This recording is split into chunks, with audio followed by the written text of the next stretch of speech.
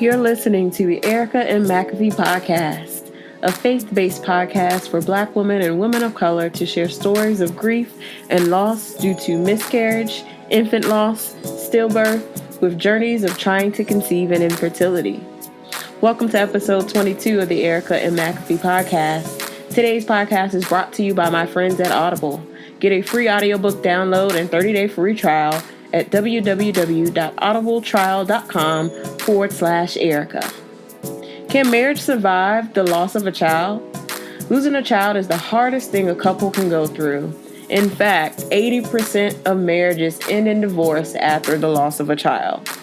For the month of December, we're highlighting and sharing stories of 4 couples and how their marriages not only survived the loss of a child, but continue to thrive.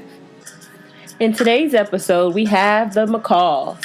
John and Talysa McCall have been married for 6 years and reside in Camp Lejeune, North Carolina.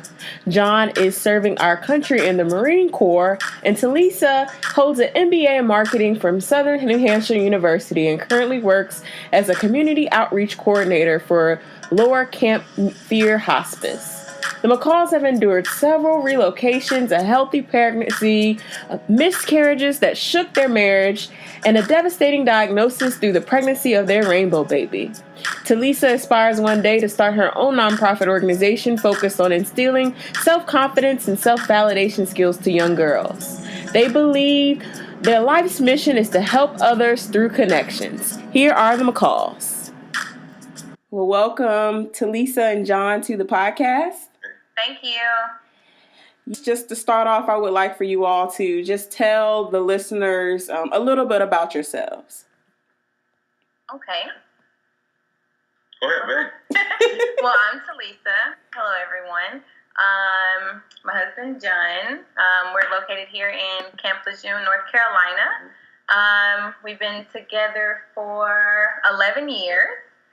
Married for 6 years. Took him a little while to decide he wanted to tie me down. That's a different story.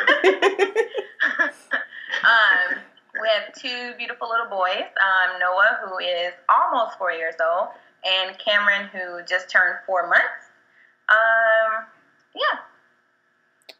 Awesome. So let's go into your loss story. So you all can go all the way back to the beginning, or you can kind of start in the middle, but just tell us about your loss journey, your journey to having kids. I like for John to tell the story of how we met. He does such an awesome job. Oh, thanks. Well, Lisa and I, we met actually in Hope, Arkansas. So I'm originally from Los Angeles, California, and my wife is originally from Arkansas/Louisiana, in which when we met, she was 16, I was 17, and we fell in love within the first couple of months. I was pretty upset because I didn't want to fall in love that young, but it happened. We've been together ever since. Went to college together, got our degrees together, and then I joined the Marine Corps. So years had passed, and I joined the reserves. So once the story kind of progresses forward, you kind of understand why we're in Texas and why we're here and why we were there. But I wound up getting promoted to sergeant, and then I was like, you know what, it's time for us to move out of Arkansas. I was in Arkansas for how long? About 10 years, maybe? Yeah. Roughly about 10 years in Arkansas all by itself. And I was like, you know what, it's time for us to pack up our bags and move and go elsewhere so we can progress our family moving forward. So we moved to Houston, Texas, or Fulton, Texas, right outside of Houston. And you know, I was job hopping, doing this job, doing that job, just trying to make ends meet. The job that I had in Arkansas paid really good money. I was working in the steel industry, so we moved to Houston. It was dog eat dog. It was a grind. I worked anywhere from ADT to security jobs. It was just crazy. Did everything. At least it was a stay-at-home mom. And then she eventually started working with the All-Term Association in Houston. I was a sergeant at the time, and Lisa and I, we was like, you know what? Let's no, we didn't even say that. No, I'm not even gonna lie to you. We didn't even say let's try to have another kid. It happened. It took us. I would say it took us. We worked together 8 years before we had Noah. Yeah. And even like before we found out we were pregnant with Noah, the same week I was like, you know what, babe?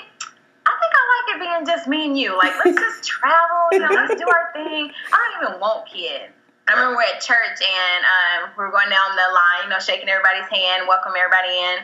And our pastor was like, Lisa, when are you guys going to have a baby? And I was like, no time soon. You know me, I said no time soon because I just told Lisa, I said, you know what, baby, your car, I'm about to trade your car in. Oh my gosh. I'm about to upgrade you to your dream car. It's supposed to be a Mustang, all red, black stripe, convertible top.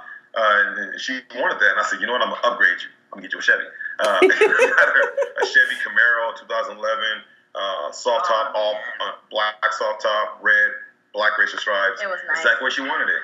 And then literally 2 months later, I'm pregnant. Wow. I was like, man. And the reason I said the exact words were, you know what? I want to get this now while we don't have kids. Right. So we can just enjoy it, just you and I. I'm pregnant. 2 months later, she traded it in for an Equinox. I was pissed. Needless to say, we got the Camaro back, and then we traded in for an Equinox again. But Noah came, and just everything was perfect. Hold on, the TV just came on. Mickey Mouse Clubhouse. Oh, okay. Yeah, as you were saying, with Noah, we didn't have any complications. I didn't have any morning sickness. I didn't have any heartburn. Nothing. It went as smooth as anyone could ever hope for. Right. Mm-hmm. And not to mention, financially we was sound. Again, we was in Arkansas whenever we had Noah. Mm-hmm. And the job I was making anywhere from 84 to 88,000 a year. Mm-hmm. And Lisa had a good paying job as well, making about 60. So we were well off, and we knew that we were at that time. Right. So financially, we was ready to have a child, although he wasn't planned, but he was a blessing. Right. We moved to Houston. Lisa said she wanted to focus on having a kid. And I was like, it's not good timing, job situation, so on and so forth, X, Y, and Z. Mm-hmm. Well, Lisa got pregnant. And, well, we did it, Lisa got pregnant. And, naturally, as a husband, as a provider, it's okay, what are we going to do? What kind of job do I get? I got to do X, Y, and Z, working 2 jobs. Doing ADT, getting up at 6 o'clock in the morning, walking, hitting the streets in a suit and church shoes. I know women walk around in heels all day, but you haven't walked around in Stacey Adams, just in the streets. It's crazy. Feet hurt. So I'm going door to door trying to sell ADT, not even getting a sale. And naturally, Lisa was worried. She was concerned. Our rent was $1,475 just for a 2-bedroom in Houston. I was very John was a lot more excited than I was. Yeah, Lisa was stressed. Yeah, I was very stressed. His side of the family, his mom, his dad, they were very excited about another grandchild, while my side of the family was kind of like, the realist side of the family, like, what are you guys going to do with 2 kids and health insurance, and you got these bills, and how are you guys going to do this? Mm-hmm. So that really, set the tone for me in my mind, where he was getting, a lot of positive input from his family, but my family, was bringing on the, I guess you'd say, the negative side of what could happen or what are you guys going to do, and it was very stressful. Mm-hmm. It was. I think the other positive reinforcement was that at that time, Lisa and I was heavily in the church. Okay. I was a musician for the church. Oh, okay. I played the drums. Lisa, she sang in the choir. I sang in the choir, just some songs when I didn't feel like playing. If the song was too slow and I didn't want to stay in the pocket, I'd just jump in the choir. So we was heavily in church. And, Bible study on Wednesdays, that was where we was at. Mm-hmm. Spiritually, we was grounded. Even when we moved to Houston, how chaotic it was, we were still spiritually grounded. Awesome. I wound up leaving to kind of like coach at this for the Marine Corps. It's called Corpus Corps. So it's an assignment that I was given out to go teach, fellow Marines or whatever, the ways of the Jedi. And while I was there, Lisa, she gave me a call, and this is kind of towards the end of the graduation period. Lisa gave me a call, and she kind of sounded worried. So naturally, I've been with this woman long enough to know what she sounds like when she's crying, when she's scared, something's wrong. So I said, what's wrong? Baby, what's good? Daddy's almost home. Don't even worry about it. You worry because I'm gone. I'm coming back. And she said that she had a miscarriage. And in my mind, or in the process of having a miscarriage, she saw spotting and all that. Mm-hmm. And in my mind, I was like, nah, it's not even a thing. So I was talking to her. I was thinking, well, are you sure? And then I started doing my own research. Well, look, spotting is, we had spotting with Noah. It's a common occurrence in pregnancy, especially early on. Don't worry about it. It's nothing. I try to be that positive reinforcement, in which Lisa knows. She's the optimist. I'm not. I'm actually a realist leaning pessimist. But when it comes to my baby, I guess it's just in the situation, right. I had to look at things from a positive perspective. Lo and behold, a day or two passed, and then I told her to contact my brother-in-law. She said she already did that. She already checked every box that could possibly be checked. Yeah. I remember because we didn't have health insurance, I had to go to like this little free clinic in Houston, and the lady, the first time I went in, she said I was around 7 weeks pregnant, which, I was like, hey, but kind of worried. But she said the baby was measuring small, like it was only 5 weeks. But she didn't say nothing at the time, but she was like, come back in 2 weeks and we'll kind of monitor it. So even with that information, I was still optimistic, and I came out of the clinic, I called his mom, I called my mom, I called my sisters, his dad, anybody I can think of, just being joyful that we were pregnant. But I came back in 2 weeks, and she said, yeah, it's still looking like it's 5 weeks. So she was like, I'm sorry to tell you, but you're in the process of a miscarriage. And like she showed me on the screen where it was kind of like moving closer and closer to the cervix, like out of my body. So a miscarriage, yeah.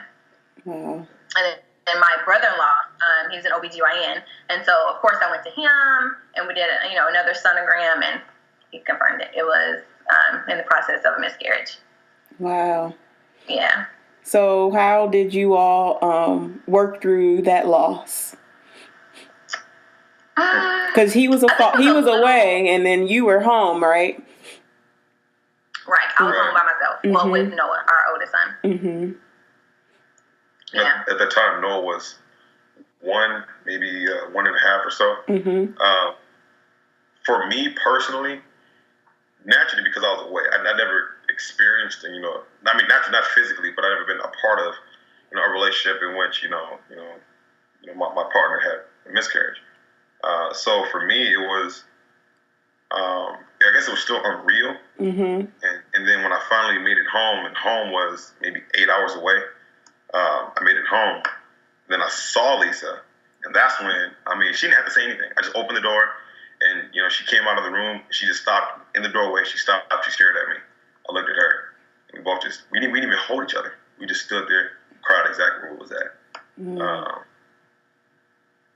Man, looking back, actually, that was crazy. Yeah.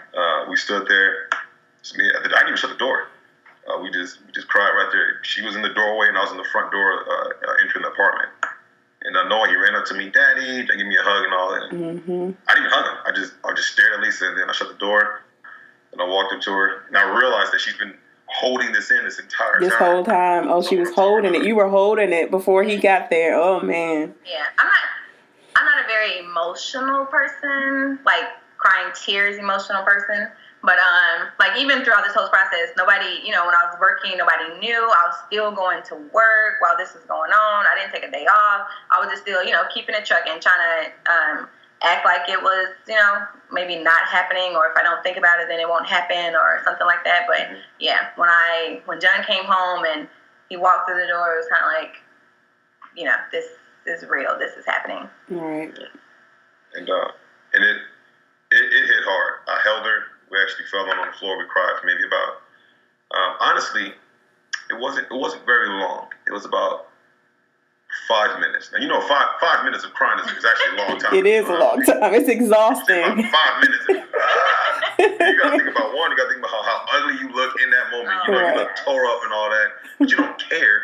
You're just releasing. Yeah. You're decompressing it, and that's what we did. We decompressed, and then I said, you know what? I said, okay, baby, don't worry about it. You know what?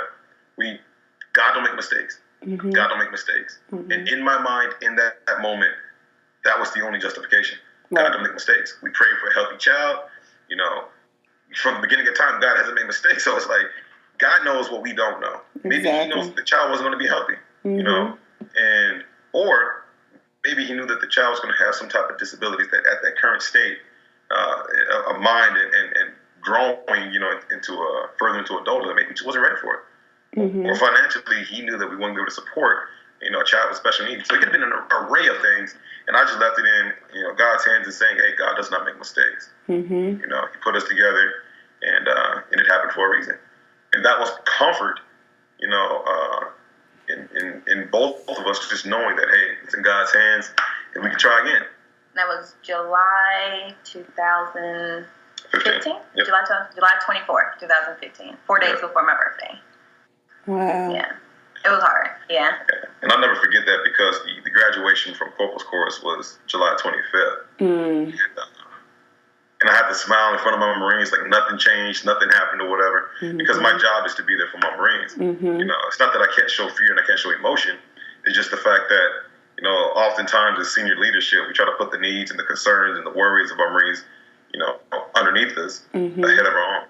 At the time we just had a bunch of Marines who wasn't getting paid and so on and so forth. So me trying to deal with all their issues, just laying my mind out there on the front table, in which it's my personal life, in which my circle is about as small as, the circle on my wedding ring. So just to express something that is emotionally traumatizing to me, it just wasn't going to happen. Right. And that's also, Lisa knows that I'm the type of person I am.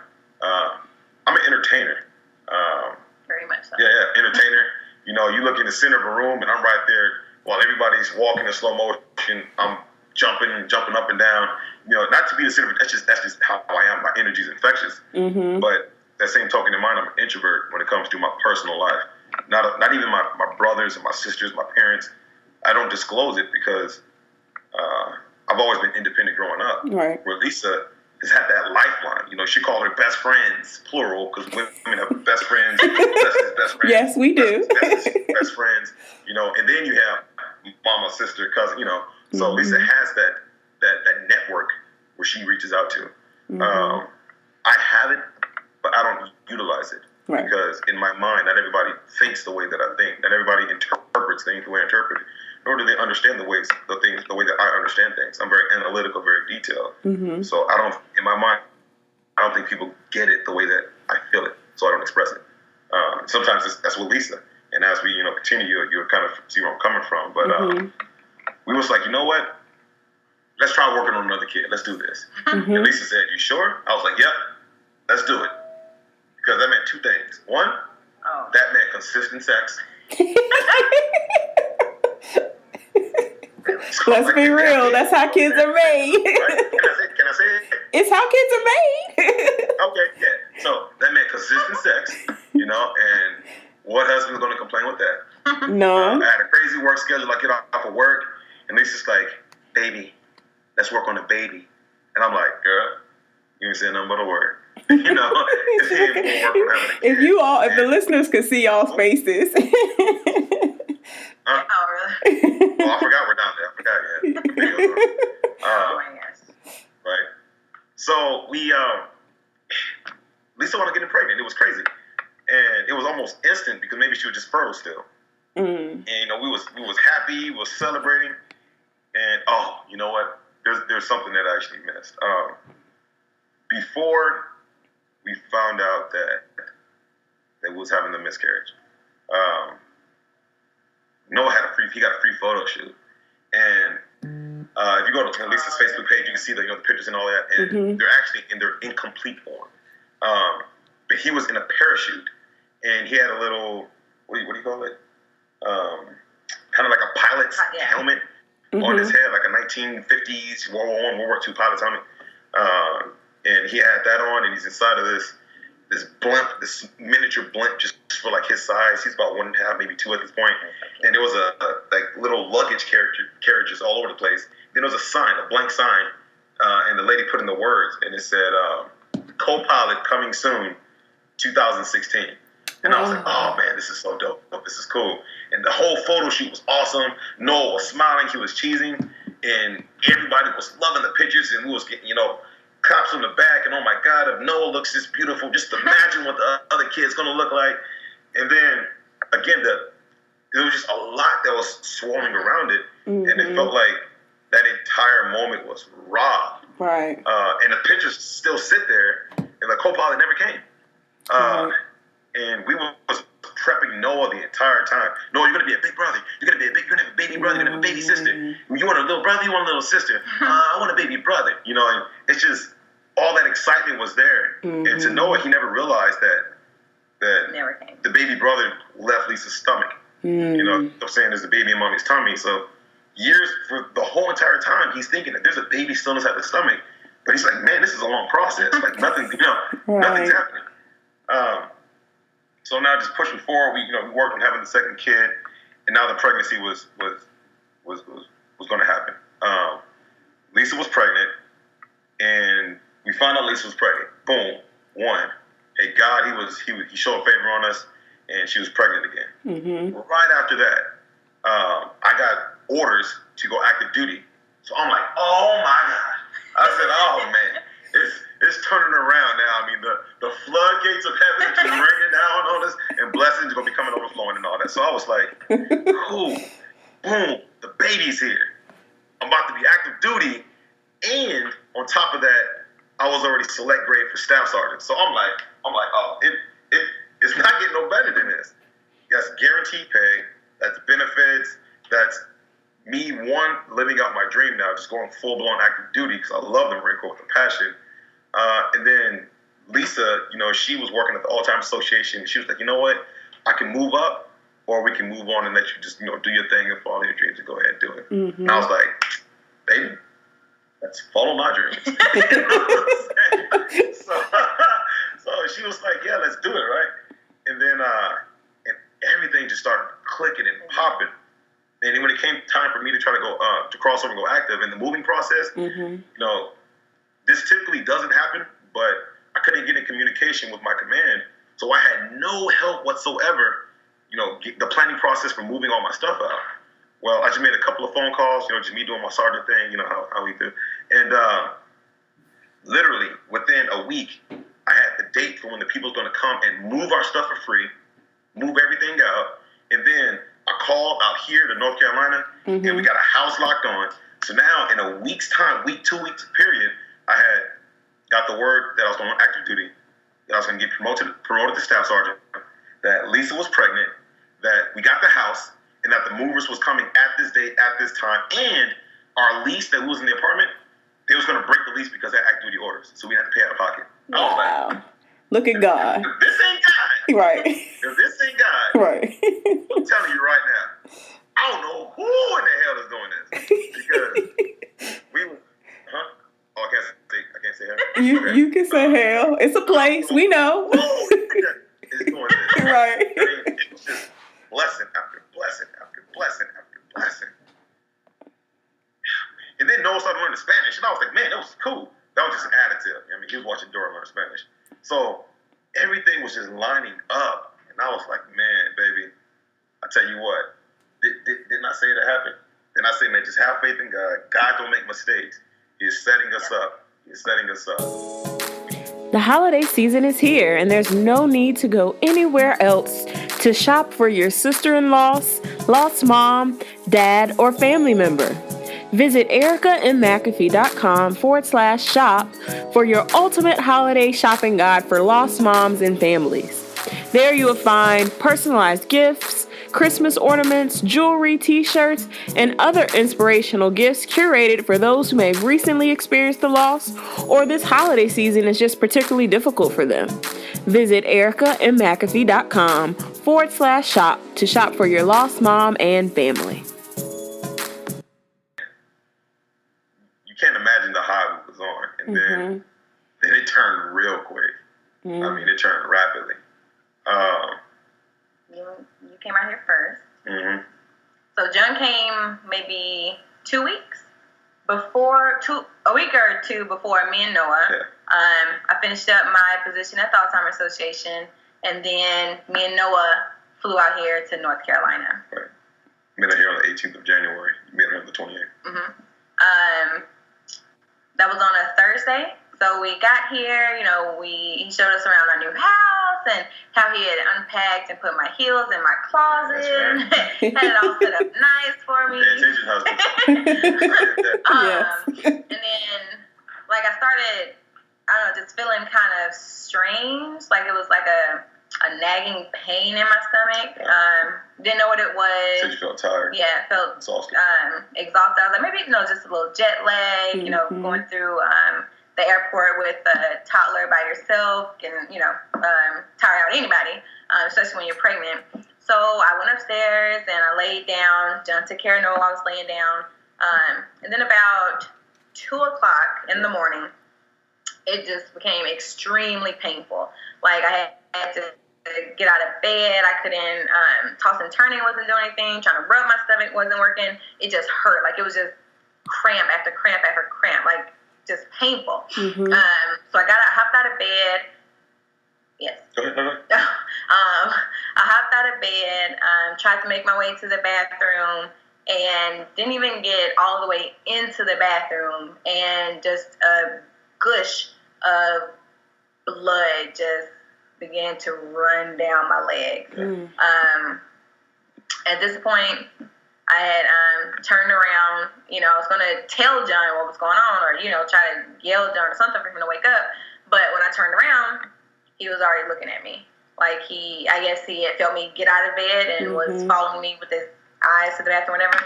But, I turned around and he was already looking at me, and he saw the blood come down, and it was just like, wow, here we go again. This is, it's happening again. It's 2 miscarriages, and what is going on? Why is this happening to us? We had no complications with Noah. What has changed? We were both really excited about this one. I felt secure. The benefits were there where I needed them to be. I was really, pumped about this one. But let me backtrack. So before I came out here, I went to this clinic in Houston, and I had heard that you could do like some kind of like genetics test to tell early if the child's going to be a boy or a girl. So I did that. I don't think I told you. I think it's going to surprise him. But so I did that, and they took the blood work, and she's like, we'll let you know in a few weeks. So I was like, yay, we're going to find out early. We don't have to wait 2-3 months like everybody else do. But we did that, and I flew out here. Again, going to the bathroom, and it was like, it's happening again. What's going on? It's crazy because in the wake of all these blessings that was taking place, I know Lisa said that they flew out here, but let me also paint another version of the narrative as well. At that time, we didn't have the money to fly Lisa and Noah out here. We didn't. I was going to have to fly back to Houston and then drive both my vehicle and Lisa's vehicle across country, because Lisa was like, well, I can just drive out there with Noah. And I said, listen, I'm not having my pregnant wife drive from Houston all the way to North Carolina, 19 hours. Oh, well, we can just drive straight because we didn't have the money for hotels for her to stop. She said, well, we can just drive straight. I said, no, girl, you crazy. I'll tell you what, you're going to stay there in Houston until I get there. I'll just figure this out. But, and at that time, her sister was like, hey, look, you're supposed to be leaving, so on and so forth. I said, Lisa, look, you're not driving. I'll figure something out. Now, anytime a husband says, I just figured something out, we don't have a plan. we're hoping that we figure something out, and we just do. And as I was checking in to my unit, there was this place called DMO, and that's basically where they do all the moving and all that. And I had to get a signature there. And I'm just looking around. I saw a sign and it said travel, and I was like, okay, maybe we can purchase military flights for cheap. And I went there and said, oh, well, is this your first time, PCSing, basically moving to the Camp Lejeune area? I said, yes. Oh, well, that's perfect. We'll fly your family out for free for the first time you're PCSing. And I was like, oh, my God. I called Lisa, and she's telling me about her day. She's like, oh, work sucked. I said, babe, I got some good news for you. Check this out. Listen, remember when I said I'm going to take care of it? She's like, yeah. I did that, baby. And she's like, what do you mean? I said, I'm flying y'all out for free. She's like, how did it happen? I explained it to her. She said, man, God is really pulling through for us. God is working it out.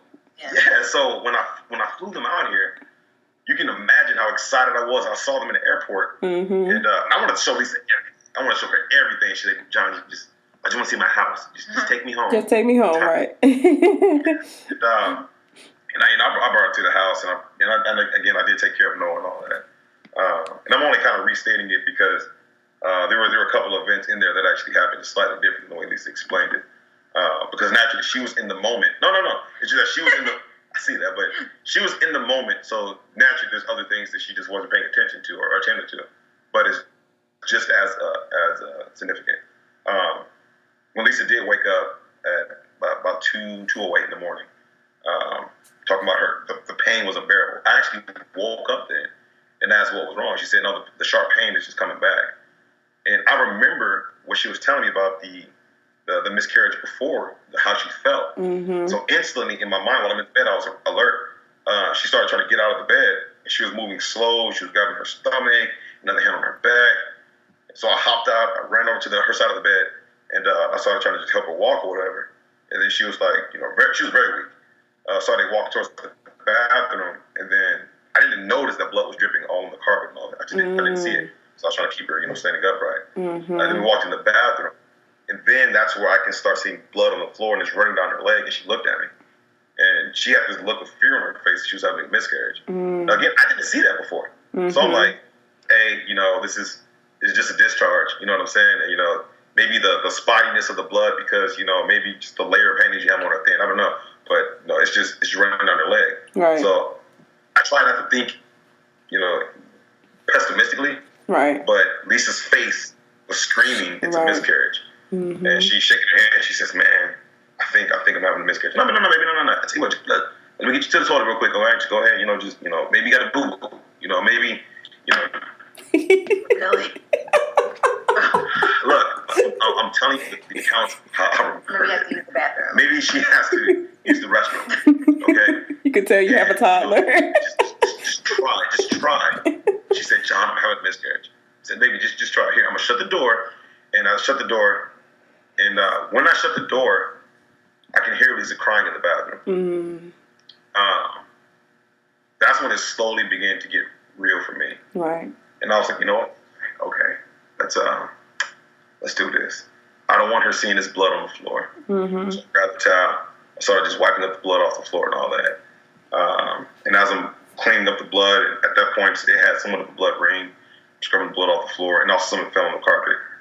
Lisa just opens up the door, and she's face is in tears, and she was nodding her head. Mm-hmm. I'm like, what's up? I said, nah.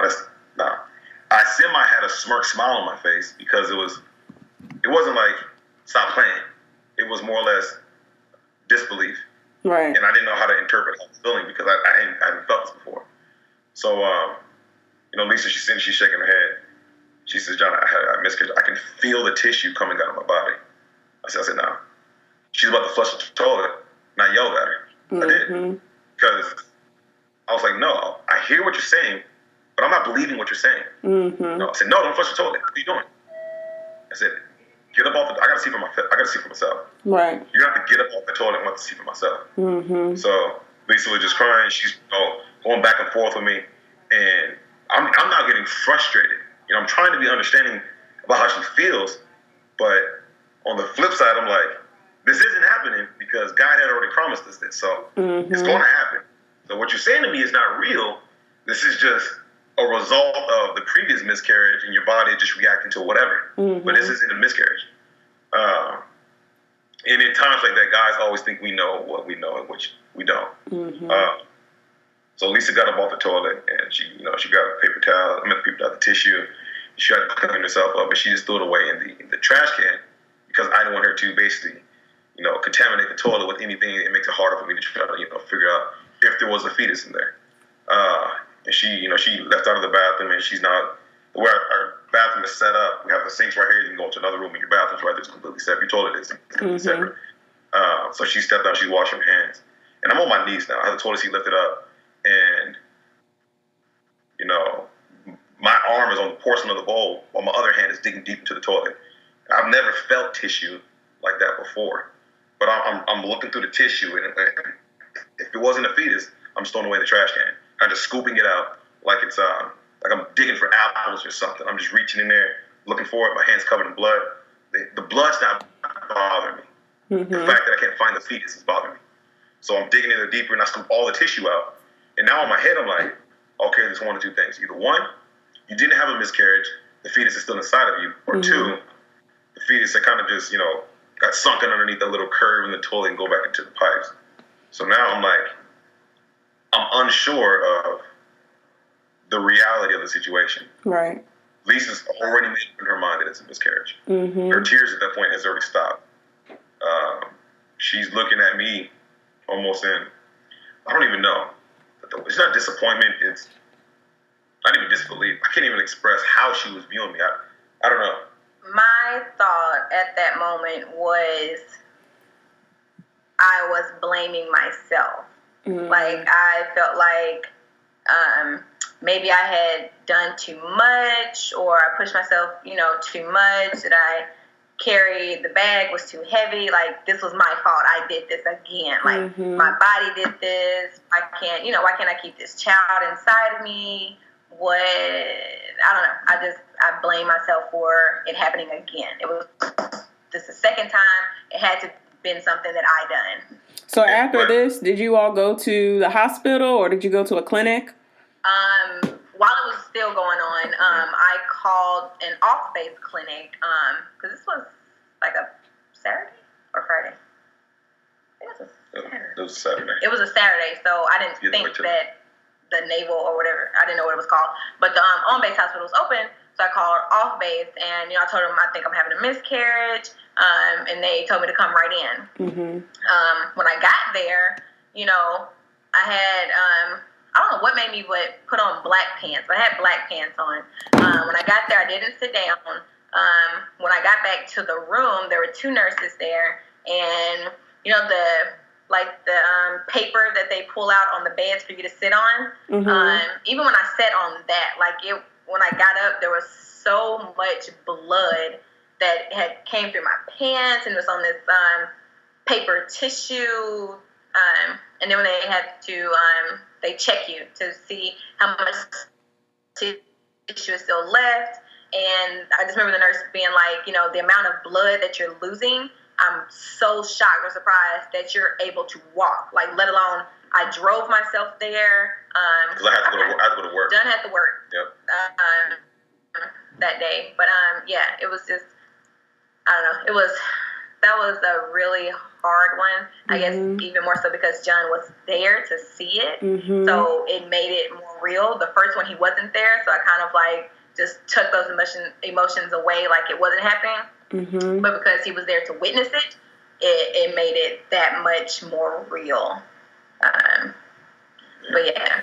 So and then after that, every week I had to keep going back to this hospital off base to make sure that all of the tissue or what was in my head, had to make sure that all the remains of my child was out of my body. So it was really difficult. It was, I think, the hardest. No, I can't say the hardest part. This was a difficult part of it. One, being there, was, I don't know. I mean, even looking back, right now, it angers me. But God and I, we've been working on it now. But it angers me because I had, we were just faithful, man. We were just faithful. And that's what blew my mind. I'm like, man, some of the most unfaithful people reap the blessings, and those who are faithful to them gets tormented. Right. And that's just how I felt, at that time. I went back, as I said, I went to work. I went to work. I didn't tell my command about it. I didn't tell my fellow Marines about it. I didn't even call my best friend about it. In which my best friend is Lisa's best friend, just not her bestest friend. It's crazy. But I didn't tell my parents. I didn't tell anybody. The way that everybody found out we had a miscarriage was Facebook. Lisa put just one post, and I put just one revealing post about the situation. And it was, correction, I'm sorry, Lisa didn't post it. I posted it, but it was so detailed that if you read it, you felt it. You knew what it was. I remember John coming back into the bathroom when I was sitting on the toilet, and he was just wiping all the blood off the floor, off the toilet, like while I'm sitting there. Mm-hmm. And it was such an emotional thing. Like, to me, like, it wasn't, you're just wiping blood, you know, off the floor and off this toilet that I'm sitting on. Mm-hmm. You're wiping, like, away our child, you know what I mean? Mm-hmm. Like, that blood is tissue that is coming out of my body from our child. Right. And, you know, just, yeah, that was a lot. That was intense. Wow. What motivated you both to try again for your rainbow baby? Because that's when you all started to try again at some point, right? Did we go to, I think we went to counseling. We went to counseling. It took a while. It took a while. Lisa can tell you that Lisa handled the miscarriage a lot differently than I did. Mm-hmm. Primarily because she had been through it before, maybe. I don't know. Mm-hmm. Lisa channels her emotions completely differently than I do. And like I said, when it comes to just my personal life, I'm an introvert. So I keep everything enclosed, engulfed, and then boom, lock it up, bam, don't open the box, duct tape it. So for me, I was like, you know what? I'm done, man. I'm done. Lisa can tell you, my father's a pastor. Mm-hmm. Lisa can tell you, my relationship with God was postponed. Lisa was like, John, to the point where Lisa became the spiritual leader in our own household. Mm-hmm. Church and I was non-existent. If I went, it's because Lisa wanted to go. And I didn't want her to have to go to church by herself. Mm-hmm. And then churchgoers see, you know, a black woman with a child, but no father. Mm-hmm. No, that's just what went through my head. It had nothing to do with me going there to listen to the word of God. Nothing. Mm-hmm. I'll sit there and I'll throw on my suit and I'm just, you know, like whatever. Mm-hmm. Completely out of it. Counseling and being there together and working on everything and trying to work through everything really helped us see things maybe in a way that we didn't see them. Yeah. I don't know what motivated me to. I guess Noah motivated because we wanted him to have a sibling, but I was ready almost immediately after it happened to try again. Like you know, I'm a very optimistic person. Mm-hmm. I don't hold grudges. I don't dwell on things long. Only if he does something. Yeah. But yeah, I was immediately. I mean, I wanted to try again. Something just told me, you know, give it one more shot. The kind of third time's the charm kind of thing. Mm-hmm. But I was ready to go immediately after. It took Lisa what seemed like forever to convince me. Mm-hmm. Because I wasn't on board. I would tell Lisa straight up. It came to the point where I wouldn't even touch Lisa. Oh. Almost for an entire year. That was January. Yeah, January. I didn't touch Lisa until September. Wow. And in part because I tore my Achilles tendon and I was demobilized and I was here at the house. Right, right. And Lisa was, she was just so supportive of me during that time. I didn't want to, because I didn't want to take the chance, the risk of us having a kid, and then it happens again. Because for me, it was more than just, a baby. Now Lisa's body is undergoing this process again. Mm-hmm. And, Lisa, she was like, baby, look, I really think we're going to be okay. I really think we can deal with this time, Right. And Lisa persuaded me. She swayed me. I said, you know what? If you want to, I'm on board. But I wasn't doing it for me. I wasn't even doing it for the family. I was doing it for Lisa. And we did. And you know what? Like, hell, in about a week and a half, she was pregnant. I was like, if you ain't the most fertile person I know. I was like, let's try in September. I'm gonna have a baby in June. Got pregnant in September. September. I was like, man. But even our rainbow baby, and Cameron is, man, he is such a blessing. He just smiles all the time. Awesome. He smiles all the time. You don't even gotta speak to him. He just. But even that pregnancy, there was so many complications with that pregnancy. I was at the hospital every week. He had to be monitored, and he came out breached and fluid. Yeah. I forgot what it's called, but it's something when you're pregnant and you have too much fluid. So okay. It like polyhydronoids or something of the sort. You're diagnosed with this if your fluid levels are like over 20. My fluid levels were at 40.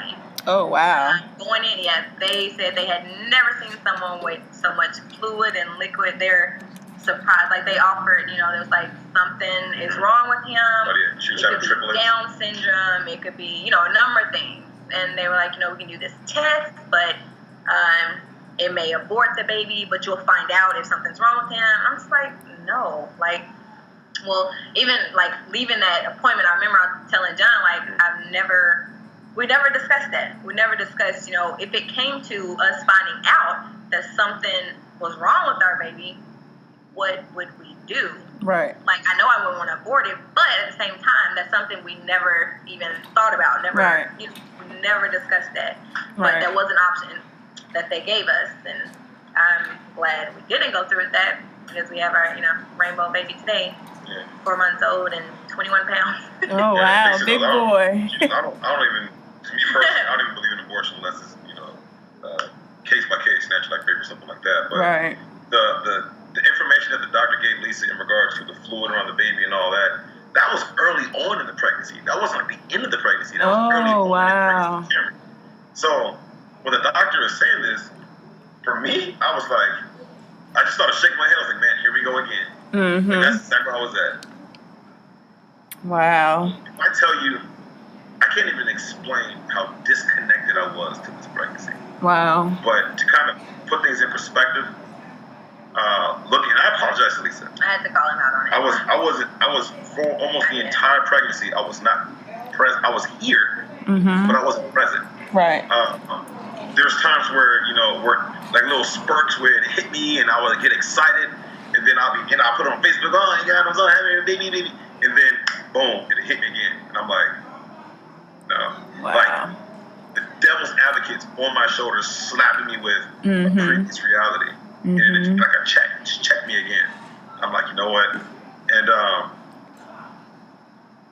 I put on Facebook today, and when I shared your post about the article about if you want to know the real me and my real journey, a snippet of my real journey, just look at the article, read the article, because Facebook happiness is a real thing, and we've done that a whole lot, because we don't disclose our negative, stuff on Facebook, but especially me.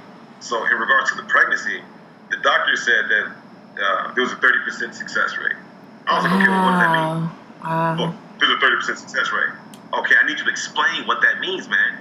Okay, well, that means there's a 30% chance that Cameron will survive, or there's a 30% chance that Cameron survived and Lisa won't. Right. Or there's a 30% chance that both of them won't survive, or there's a 30% chance that both of them will survive. Right. And I said, are you really telling me this, man? So again, for me, in my eyes, I was like, God, you need to go ahead and just take this kid, because I'm not losing Lisa. This is my girl. You know what I'm saying? I don't even know this kid. That's the way I was taking it. I don't even know this kid. I have no emotions towards this child. Wow. I didn't want to build any emotions. I'm telling you, with the first kid, the first miscarriage, I was so excited. And when it was snatched away, I justified it. God doesn't make mistakes. The second child, it was boiling up in me. I was there, and then I saw it happen. It ripped you. Any ounce of optimism that I was trying to show, and I just the real me came back, that pessimist, and it turned me from God. Something has to happen to turn a person from God. Right. And it was traumatizing for me, and I wanted the kid, but I could care less if he came or not. Right. And Lisa felt that. She knew that. So her being pregnant, and it was just, Lisa was like, John, like, where you at, man? She turned to crying and all that. And I'm like, well, why you feel? And it affected us emotionally. Our communication, like there was walls built up between us. She wanted to talk to me about her issues. I want to talk to her about how I felt. And I did not know that our marriage was, it was suffering to the point where we was in counseling 3 days out of the week about an array of issues, and all went back to me not being able to communicate how I felt about the effects of the miscarriages. Right. And same with her. And once we was able to actually just talk about it, like I didn't even realize how I was able to breathe. Right. And I said, man, like God is, and this is like 8 months now, 8 months into the pregnancy, and Lisa's like, we're almost there, and it's still not real to me. Right. I told Lisa, it will not be real to me until I feel flesh, until I feel his body in my hand, Mm-hmm. and he's breathing and crying. Mm-hmm. And then the day of the pregnancy, the day of the delivery, they couldn't give her the epidural, stuck her like 16 times, they couldn't get it to work. So now I'm freaking out in the waiting room, like, if y'all don't get this right, I'm telling you, it came too far. And then they finally got it to work, and then it was just, he came. And I still wasn't satisfied. Wow. Because it was like, he's here, but something is going to happen. Something's going to happen to him, yeah. You know? Mm-hmm. Yeah, and Lisa can tell you, Cameron is 4 months old, and this month is at the 3-month mark. Is where I just began to have an emotional attachment to my own son. No. That's crazy. Mm-hmm. You know, but that's real. That's what grief does. But you all sharing about it and talking about it and counseling and then on this podcast, it definitely will acknowledge, especially from your perspective as a man, because a lot of men, like you said, they don't talk about it, but you have to get in counseling as a couple so that you both can understand how you both deal with the grief and then talk it through, because we all deal with grief differently. We all deal with it differently. So what's the one thing you learned the most about your relationship after your losses? For me, the one thing I learned most was, can I say two? Yeah, you can say two. Two things. The first being, keep the lines of communication open. Be as real and as honest about how you're feeling and what you're going through with your partner. Mm-hmm. Because like John said, all I saw from my point of view was him being like shut down from the family, from the pregnancy, from me, from the marriage. All I saw was the withdrawal. But once he went into, his, it's affecting everything in him. It's affecting his relationship with God. And I'm like, okay, now I can understand why you don't want to get attached to this, because you're afraid. You're scared that it might happen again. I can understand that. So once he opened communication with me, we were able to work past that. Right. The second thing I would have to say is be prepared to step outside of your normal role, I guess you could say. Because I feel like with those miscarriages, our roles exchange themselves, whereas John has always been the emotional supportive person, one to show me emotions and give me hugs and give, me kisses and touch, stuff like that. But in that moment, when he shut down, I had to be prepared, even though I'm not as comfortable maybe showing that side of me, showing that emotional not at all. an emotional, person and hugging, and that's not me. But in that moment, that's what he needed to feel connected and to be okay. So don't be afraid to change or step outside the role that you're comfortable with. Don't be afraid to step out of your comfort zone with your partner. Awesome. Yeah. And I'd say one thing. I would. It's never too late. It's never too late for you to have a success story. And the moment you start to doubt that the inevitable will happen, God will give you a wake-up call. And you say, hey man, look, I know you feel this way, but I've been looking out for you the whole time. And oftentimes we don't want to go through the storm because hail is coming down and it's straight line winds and it's wet and it's cold and it's muggy and it's sorrowful. But you know what? Man, when that sun shines, that's the best warmth you'll ever feel. You know what I'm saying? And that's exactly what Cameron is. When he now that my eyes are open to that success story, God, man, when I come home, I look for them to just be like, yeah, it's the best feeling in the world. I love being a dad. Right. I love it. Awesome. So what encouraging words can you give to the couples that are out there that have experienced a loss? I'll say this, for every couple that is out there, whether you're the man or you're the woman, make your partner your best friend. Mm-hmm. Even if they're not, even if you hate each other guts sometimes, you annoy the hell out of each other. Oh, I can't say that. you annoy each other. Just remember that the process is yours together. Mm-hmm. She feels something physically, and he may feel something mentally and emotionally. Mm-hmm. But you have to be each other's best friend in that moment, because that's the only way you're going to get through it successfully together. Awesome. I think my words of inspiration would be,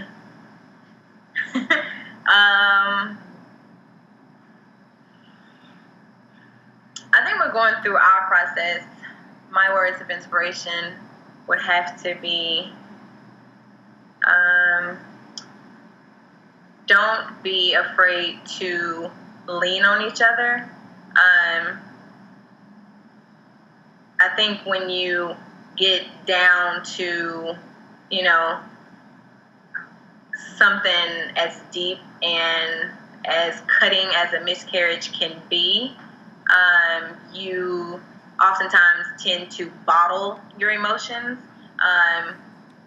especially as a woman. Mm-hmm. Our bodies are the ones that are going through the miscarriage, and we're the ones, who are actually, physically experiencing this. Mm-hmm. So I personally didn't think that John understood or, could understand exactly what I was going through, which he may not exactly he may not have exactly understood what I was going through, but he lost a child in this as well. Right. And if I could go back, then I would have definitely, opened up more and leaned on him like I should have as my partner, as the other parent in this, tragedy that we had. Awesome. Well, thank you, John and Talysa, for being a part of the podcast and sharing your story from a couple's perspective, which is very different. And I think it's definitely needed to hear that male perspective and see how you both work together through your grief and on your journey to having your rainbow baby. So thank you all again. Thank you. Appreciate you. Thank you. I pray that this episode was inspirational and a blessing to you. For show notes of today's episode, visit ericamcafee.com/podcast episodes. We now have a Facebook group. Please join the Sisters in Loss community on Facebook by going to ericamcafee.com/community to join in the discussion. This community is for you, the listeners of the Erica and McAfee podcast, and it's for us to dive deeper in discussion of the episodes. We're going to chat with some of the episode guests and discuss questions around grief, loss, marriage, faith, and love. If this group is for you, please visit ericaandmcafee.com/community to join. I am also launching my Trying Again Grief Coaching Service. This is for those who are trying to conceive after a loss and are looking for that emotional and spiritual support going through that journey.